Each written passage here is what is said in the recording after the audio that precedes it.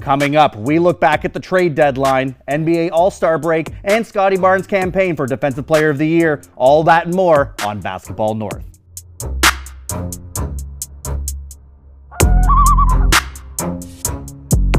What's going on? It's your host Josh Elijah, and this is Basketball North, your new home for Canadian ball, and it's all right here on Rogers TV. This episode is presented by Tricar, downtown London's most desirable rental residences.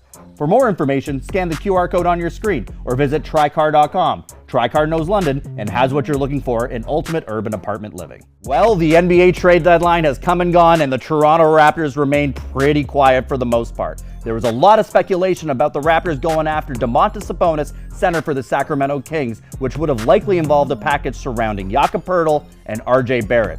The Sacramento Kings, though, did not budge unless there was a first-round pick involved, so the Raptors ended up pivoting and sent Ochai Agbaji to the Brooklyn Nets and taking on Trayce Jackson-Davis from the Golden State Warriors. Not exactly the needle mover that Raptors fans were expecting. And with more on this, we had a chance to catch up with Jeremy Brenner on SI down in Orlando to break down the trade deadline. Our on-site coverage is brought to you by these guys right here. Yup Beer, now available in Pilsner. For more information, scan the QR code on your screen or visit yupbeer.com to find a location near you. All right, we're down here in Orlando, Florida at the Kia Center. I'm with Jeremy Brenner on SI. How you doing, buddy? Good, thanks, Josh. How are you? Oh, man, a magic win here tonight, which is great, but we're here to talk Raptors basketball as well as the trade deadline, too, which, you know, this was obviously a very active trade deadline. Lots of movement going around in the Eastern Conference. What trades, you know, looking back in hindsight, stood out the most to you and really moved the needle for some of these teams? I mean, you look at what Cleveland did with James Harden. That's probably got to be the headliner for the East. Crazy. And then you also look at what Boston did, getting Nikola Vucevic. And you would think that when Boston makes that move, that Toronto maybe decides, you know, hey, we need another big as well. But they had a shot for a few guys. Mm-hmm. They ultimately go with Trayce Jackson-Davis, probably not as high on their list as maybe some of the other guys that we're looking at, but nonetheless, they still get a piece. I don't know how much it's really going to matter at the end of the day. I don't expect Trayce Jackson-Davis to reach that playoff rotation, but it's another body and it's another piece for the depth of the team that they've needed. Well, so when you look at the possible options, let's look at some of the big fish that the Raptors were reported potentially pursuing when it comes to Domantas Sabonis, for example. Pretty surprising that the Sacramento Kings didn't sell as much at the trade deadline, but why do you think the deal with Domantas Sabonis ended up falling through? The thing is, the Raptors really value these first-round picks that they've got. They had 7 tradable firsts, and they parted ways with none of them. And I think a reason why for that, you know, you look at the last 3 or 4 guys they've drafted. You look at CMB, you look at Jacoby Walter, you look at Grady Dick. They really value those guys, and it's just going to come down the pipeline. They're going to have one this year, one for 27. I mean, at this point, maybe next year you're looking at maybe we don't need more first-round picks. Right. But it's clear that they value these guys, and it's clear that they value what they bring to the table. So I think at the end of the day, you know, they would have had to give up more than one first to get Sabonis, because you're really getting one first for Sabonis, then you're getting one first to get Poeltl's contract off the books. That is ultimately, I think, why the Raptors said, you know what, we'll pass on this one. We'll go look at somewhere else. And, you know, maybe Poeltl comes back healthy, ready to go for the playoffs. That's ultimately the main goal, and it seems like he's going to be healthy pretty soon. Now, we're a few weeks removed from the trade deadline, but you really think that the Raptors could have made, you know, a little bit more movement, maybe going with a rotational player, especially at the center position, maybe someone like a Nick Richards or a Day'Ron Sharpe. Why do you think they ended up going with the route that they ended up taking then? I think almost because they were trying to go for these big fish. They were going for Sabonis. They were going for... And it was kind of too late by the end of it? Yeah, and maybe it was just too little too late. Yeah. But also, I think what we saw was the Raptors are confident in their guys. You know, this team, they've already won more games than they have the year before. They won game 31 around the beginning of February. We're a few weeks out from that.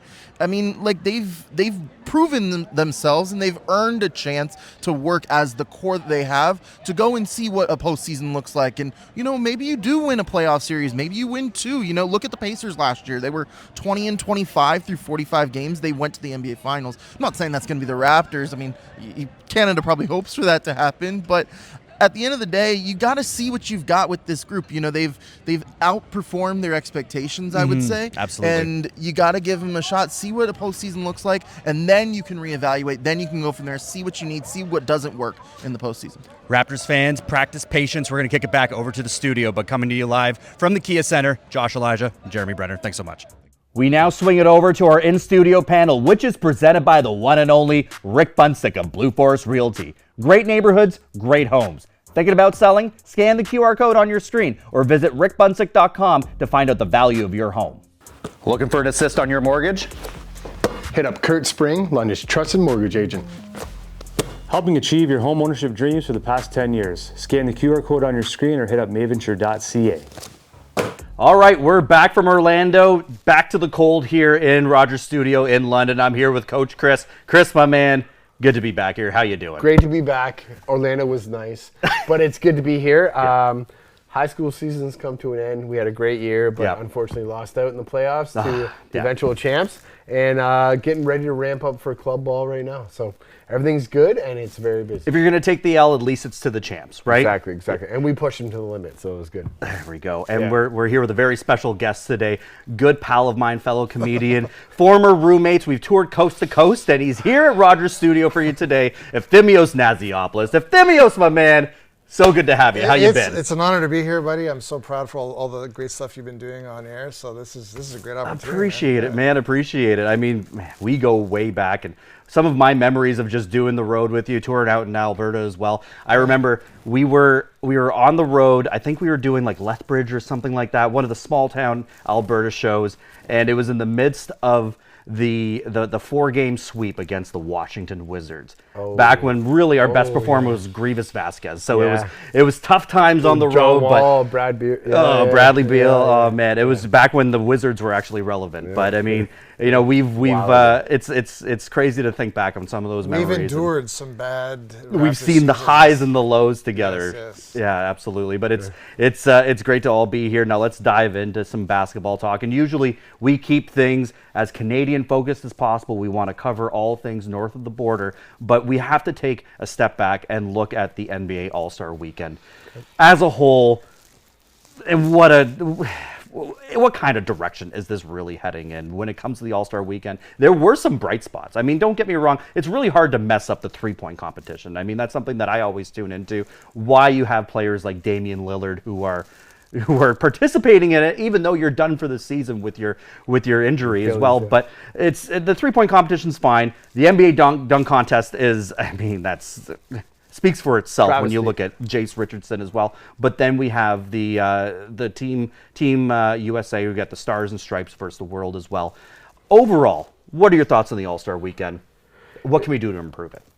What can we do to improve it? I think you got to go back to East-West and just make sure that the guys compete, because there are guys competing. So Wemby, Kawhi, and Anthony Edwards this year, they competed. Absolutely. So they made the Sunday actual All-Star game worth watching. Yeah. So that is something that I think supersedes the overall weekend, that we've got that back. Whatever format you run, I think it needs to be East-West, and there has to be competitiveness to it. In terms of the dunk contest, you cannot have guys that are on two-way contracts that no one's ever heard of. Mac McClung was nice. That was cute. It was good. He won 3 years in a row. It wasn't cute. It was dominant. It was dominant, but he's not an NBA basketball player, okay? He's been on the two ways, so. Yeah, but what I want to see are guys that actually play in the NBA, are in-game dunkers, okay? So if you're like, who's the best in-game dunker right now? Shaedon Sharpe, right? Yeah. I'm pretty sure that Shaedon Sharpe is the best in-game dunker in the NBA right now. London homegrown. So the dunk contest, in order for it to succeed, they need people like him to participate. It's a debacle. If the celebrity game, game is on par with the actual game, the celebrity game is unwatchable, dude. It's watchable. Hey, I want to see a sitcom actor shoot a three, because I'm going to get more action there than the actual game. There's no competitiveness, and whether it's East-West or you make it international, I think there has to be this impetus to like put on a show for the fans. It's like that shows that you care, right? Like. Yes. Of all the All-Star games, it's slowly becoming the most comical, because there is no stakes and no one is really trying, and with all this load management and stuff, like I know they're not gonna start doing that, but like it would just make such a heck of a game if they just all just locked in. Whether it's a quarter like they did a few years ago when it was tied, or Lowry taking charges, it's like you'll watch. It's like, man, this is amazing. Absolutely. Your contracts are guaranteed, guys. Just I mean, take a wrench, clip I the just- guy's knee. No, I'm just kidding. But, just make it turn it up a notch. Yeah, I know. But altogether, for me, my take on this is that I think the All-Star Week, I think they need to go the Four Nations route.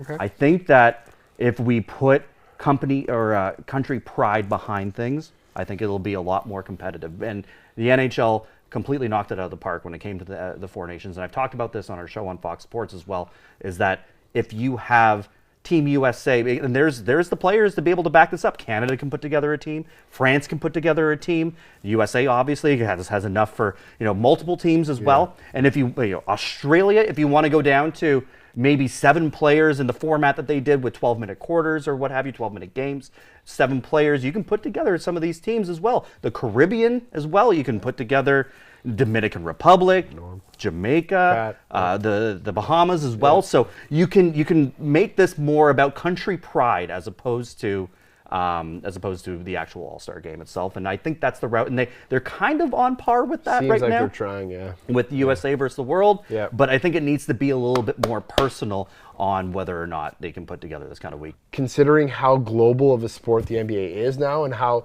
much success some of those international players have had, they didn't grow up with the impotence on the All-Star game. So they think it's a joke.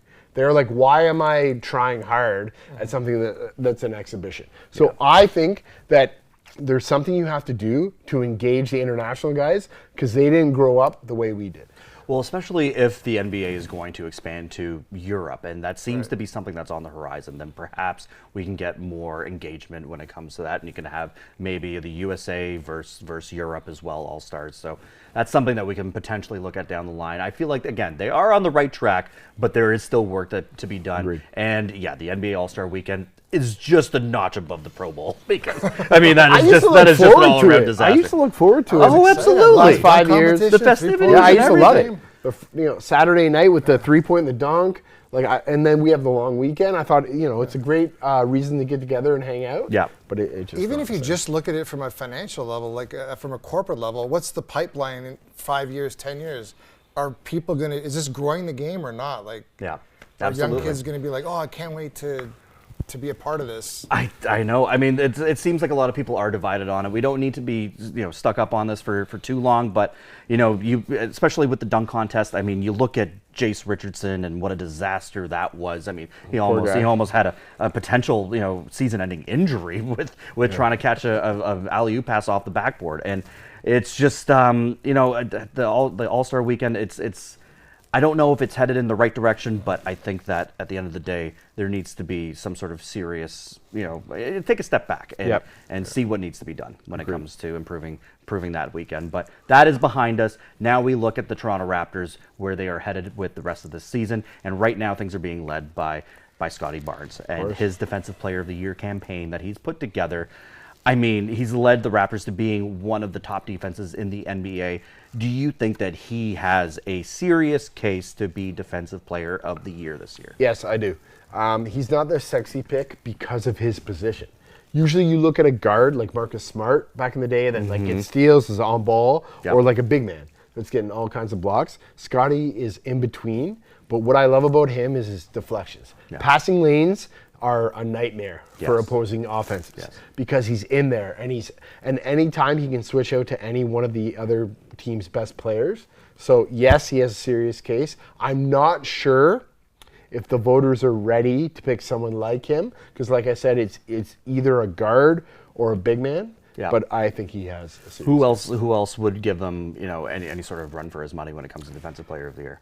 I mean, I think it's going to be a big man, like you said, Holmgren or Wembanyama. Scottie Barnes is doing all the tangibles. I think they're an extra 3.9 points per 100 possessions. But unless you're going to nerd out and start looking at those other not as popular or sexy statistics, Wembanyama optics, optics, you're like, that's the guy. Like, how do you if you're an avid watcher or just a casual, you think that he's the best defensive player. Gotta go Wemby, yeah, or Chet. So for it's example. tough to like. Barnes might be the best guy. Like you want him on the floor, but it's a hard pick when you have these big names and these not big markets, but like bigger markets in Toronto. Yeah, absolutely. I think that, especially as like maybe a dark horse when it comes to the race, I feel like Scottie Barnes definitely is making himself at least a viable candidate for that within the top 3 sort of conversation of the Defensive Player of the Year. Now we look at a little bit of the rotation as well when it comes to the Raptors, and we've seen some defensive lapses as well, just when it comes to the bench altogether as a whole and whether or not they're going to be sustainable. But rotation wise, what have you seen from the Raptors as of late, and what can we do to improve on this? Yeah, they need more depth. Like, so everyone loves Jamal Shed, right? Yeah. Like, he's good. He's like your traditional backup point guard. Does a good job there. But I think their wing depth is lacking. Walter is good. He's good. And I mean, his emergence allowed them to trade Abaji, which is nice. Yeah. But I don't think it's there. Like, Grady hasn't been as good as you would hope. And they need to make sure, as I say in pretty much every episode, that their main guys are fresh in the fourth quarter.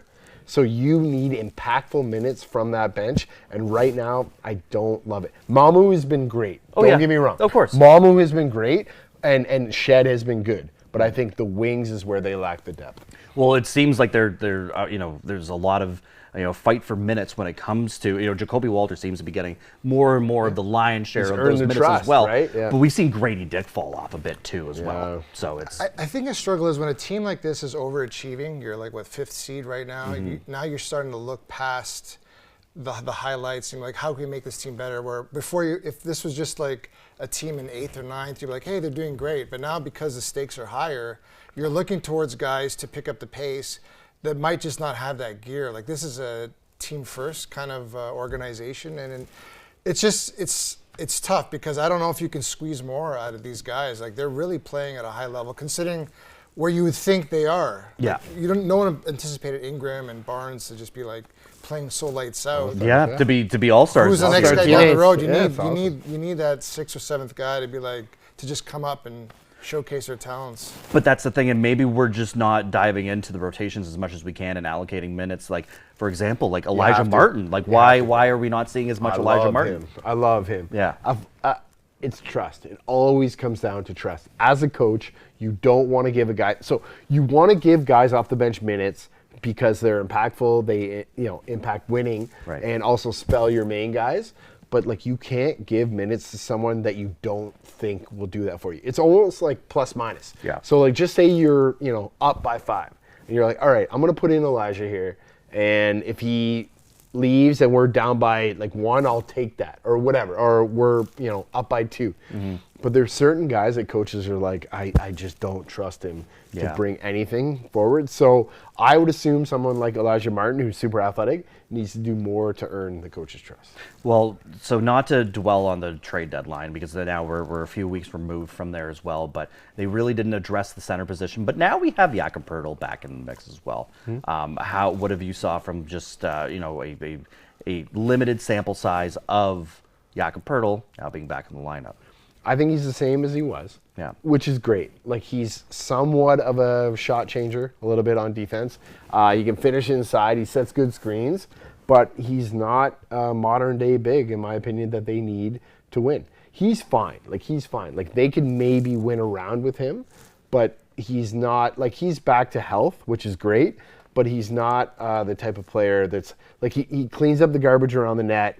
He gets a little bit of change shots on defense. He's finishing pick and rolls, but he's kind of like, there's nothing, you can never dump the ball into him, right? No. So he's very much someone that relies on the other guys to make him irrelevant. Yeah. And as a coach, like, I think for me as a viewer, like, I see, let's say you see a utility guy go off and you think, oh, just give him more minutes, this will translate.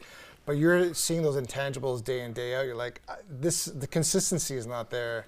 Yeah. So it's tough, right? Because as a coach, you're like, I know this guy's range is this, and you're going to have big games or small games, but from it's tough. Like, how do you? So with a guy like Poeltl, we might see something that the coach won't see. I think for on the Poeltl, like, day-to-day. you know that he's steady as she goes. Like, you know that he'll anchor your defense to a degree. But once you start playing those teams that are more athletic, you're kind of worried that he's like not getting back in transition. Because the Raptors are a transition team, right? Like their rim running is unbelievable. I said that in the last episode. I think Pirtle lacks there. So I think their best lineup is with Colin Murray-Boyles at the 5 CMB, instead of him. So it's tough to say because Pirtle looks good. Like they'll win games with him doing that, but I don't think they'll win series. So because they elected to not really make any sort of big move, and I just don't think that any team really wanted to touch that Jakob Poeltl contract, which we've talked to endless lengths about that contract on this show, and we're just not going to even touch base on that. But were you surprised that they just didn't actually make any other sort of bigger move than going after Trace Jackson Davis, or? Well, I think it's the same thing we've just been talking about. Like, who are you going to bring in that's just going to instantly change the outcome of a series as opposed to a game? And I think that's what the struggle is for a lot of these teams. That trade deadline was pretty weak, right? Not a lot of things happened. Except for James Harden. Well, he's on his 19th team. Yeah. Fun to watch. Give him another 14 months, and we'll see him on the Indiana Pacers. Then I don't know. I heard that was mutual this time. Yeah. But anyways, it wasn't just him demanding. Anyways, sorry. Well, yeah. I mean, for the trade deadline itself, I mean, I'm glad, I guess, that we decided to not go the Domantas Sabonis route, because it would have cost us a bit more than we could have afforded, especially with breaking up RJ Barrett and then Jakob Poeltl, whatever, but then also not giving up a first-round draft pick as well. We just didn't want to part with that, and see, for someone who's already been injured and now been shut down with the Sacramento Kings. So ideally, let's see how this group actually does gel for the remainder of the season, and then address our moves in the offseason, which is what we've seen Masai do for the majority of his tenure with the Toronto Raptors as well, and we've seen that now passed down to Bobby Webster as well. I agree. I think you're playing with house money a little bit. I think they understand that, like you said, they've overachieved this year. So you don't need to make a big move. You're not going to compete for a title. I'm sorry. You're just not. No. Maybe, like the East to me is like Detroit, and I'm trying to think who challenges them. Maybe a healthy Boston team. You know what I mean? And I'm like trying to struggle for other teams. I'm like, maybe Cleveland. I'm just not quite sure. But I'm like, can Toronto win a couple series? And it's like, maybe. And the only reason I say so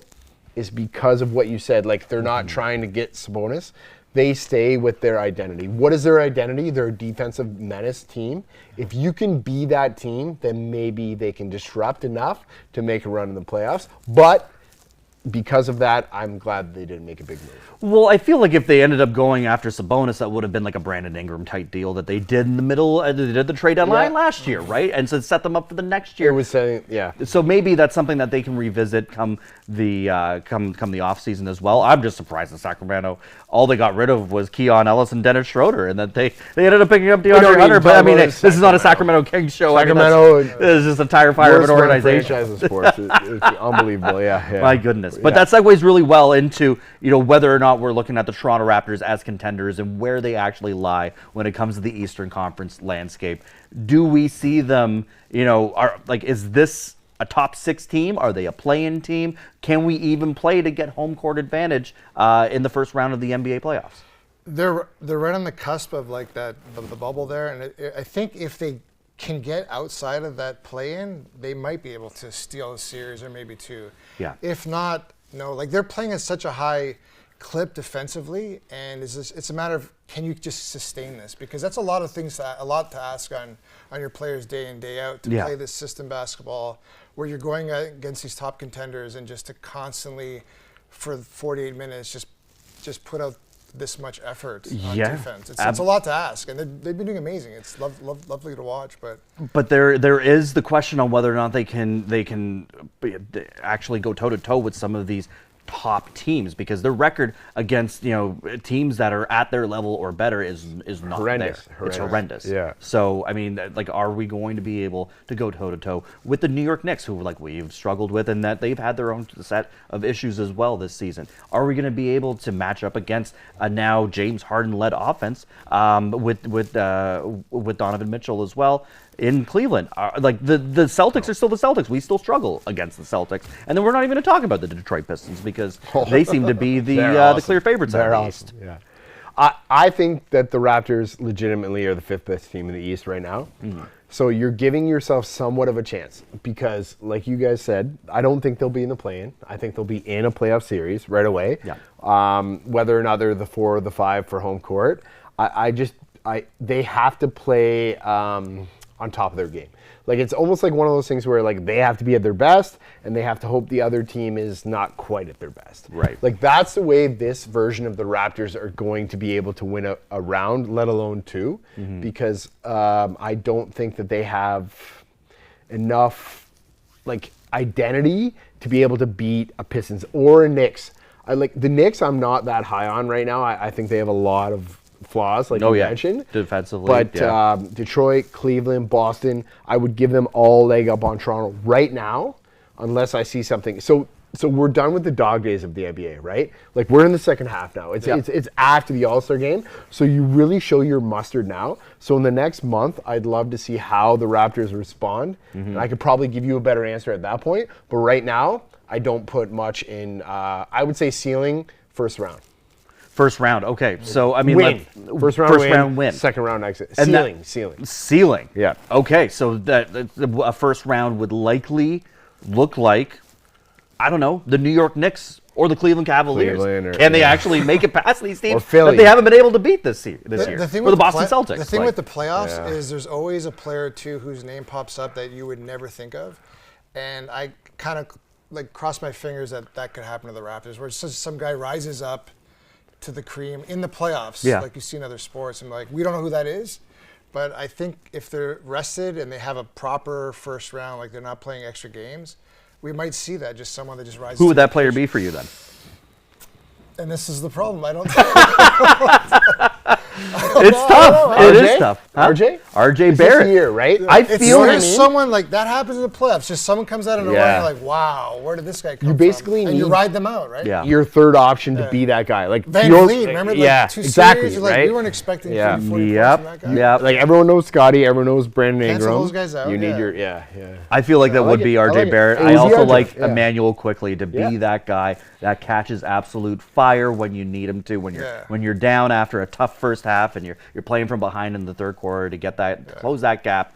I can totally see. I can see it happening right now against a team like the New York Knicks that doesn't play the greatest defense either. Yeah. But then again, we still haven't been able to beat them either way. So when it comes to, I guess overall, the Toronto Raptors, we think that they can at least escape the play-in tournament too. But what has to go? What would go wrong if we find ourselves falling down to like a 7th seed or an 8th seed? I mean, do you see that being the case at all? I don't. Okay. So they kind of solidified themselves as the 5th. I think they're top 6 at worst. It's interchangeable, I feel, I guess, with Philadelphia too, and how well they can stay if they can stay healthy down the stretch. for 25 games. They never know what's going on with Embiid, although he does look healthy.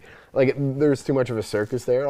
They are pretty formidable when they have their guys, but I don't see the Raptors finishing lower than 6. Yeah, like the teams catching them also have big question marks. So like a lot of things have to line up perfectly. The Orlando Magic. Oh my goodness! I mean, they're a mess. They are a mess. They play well sometimes, but they're not a team that. I mean, you want to talk about questions when it comes to their rotations. I mean, again, we're not going to get into the Magic right now. If you want to tune into that, check out the House of Magic on Spotify and Apple Podcasts because you ripped that shirt off. It's Orlando. It's just blue. That's part 2. I said it a couple episodes ago. They're not it. There's something going on there, and they're just they can't stay healthy. They can't stay healthy. The only team that I could see being a bit of a dark horse, I mean, if the guy can not get into trouble while riding around in his Cybertruck with LaMelo Ball is the Charlotte Hornets that have been catching some serious momentum as well and playing well as a unit. Con Knipple obviously is making a real good case for potentially being Rookie of the Year. So that's the only team that I could see jumping up the standings and surprising the Raptors or the Philadelphia 76ers, maybe the Miami Heat. Everyone kind of they seem to to be, play-in bound as well. It's the usual suspects that you see. Atlanta Hawks. The Atlanta Hawks and Chicago Bulls have kind of pulled the plug on the season too. So I don't see the Toronto Raptors falling down to that sort of I agree. that neck of the woods. Thank you so much for tuning in. Be sure to like, share, and subscribe on Spotify, Apple Podcasts, and our YouTube channel. For more detailed analysis, visit our work over at raptorsrapture.com. My name's Josh Elijah. See you all next time.